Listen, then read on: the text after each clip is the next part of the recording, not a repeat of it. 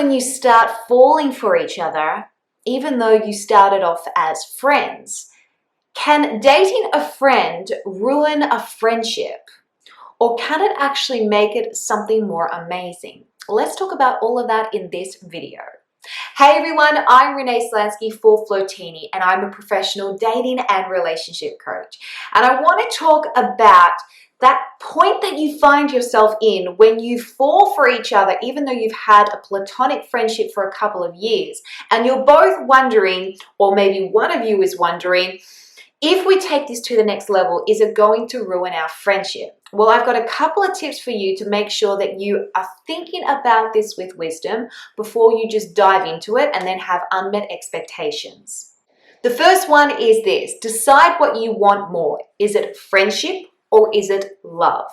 Because if you decide to initiate a relationship with each other, or maybe one of you feels really strongly about the other and you try to start something, then either way your friendship will be affected. Either it will be affected in a positive way where you're actually able to enhance your friendship because now you're both deep in love, or if you do start a relationship, your friendship could start to experience things like jealousy, feeling that you can't joke about the same things that you used to because now that you're intimate and things have become a little bit more personal. Or if the relationship doesn't actually work out or one person doesn't feel the same, then there's bound to be a lot of awkwardness there, trying to avoid certain conversations. It probably won't feel the same. So there is a risk. And what you need to do is you need to really ask yourself, do I want to just focus on keeping this as a loving friendship and never take it to another level of intimacy and commitment? Or do I actually really want to put my cards all out there and try and have a romantic relationship, even if it means that it could possibly end the type of friendship that you currently have with that person? The second thing to do is you need to get practical about compatibility here. Just because you are compatible as friends, it doesn't necessarily mean that you are going to be romantically compatible. Does this person have the same wants and desires as you? Do you have the same expectations when it comes to a romantic relationship? Are they even an ideal partner? Are you an ideal partner? Just because you can laugh about things and share things and you feel that you can, really gel with each other on a friendship level, again, it doesn't necessarily mean that you're going to have the same compatibility if you start to be intimate with each other and form strong emotional attachments towards each other. And when emotions and attachments and intimacy are intervened and entwined into a relationship with somebody, the consequences are going to be greater and your response is going to probably be a whole lot different as opposed to when you were just platonic friends. Number 3 is this: accept that it could go both ways. The best thing to do is to really play out the worst case scenario.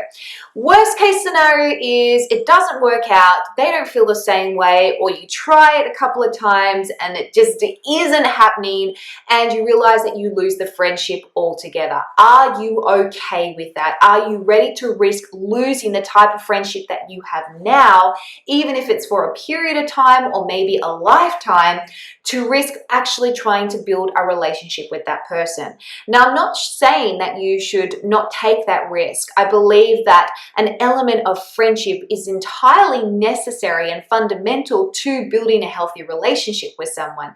However, if a relationship has started off as just friends with different expectations and then one person wants to move it into something romantic, that's obviously going to put a strain on both of you in that situation. So you need to make sure that you're just seeing things from every angle rather than just focusing on trying to put this relationship into the box that you ideally would want it to be, when realistically that might not be the way that it goes.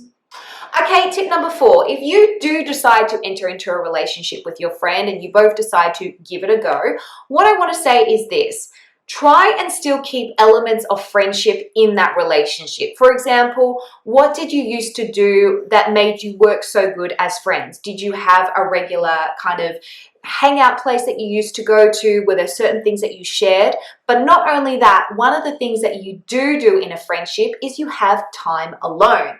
Okay, you still focus on the things that you did individually. They still focus on the things that they did individually. Hence why you probably had a great friendship because you both had space to be able to build your own life, and so that when you came together, you could talk about your lives, you could share goals, you could share what was going on individually as well as what you were building commonly.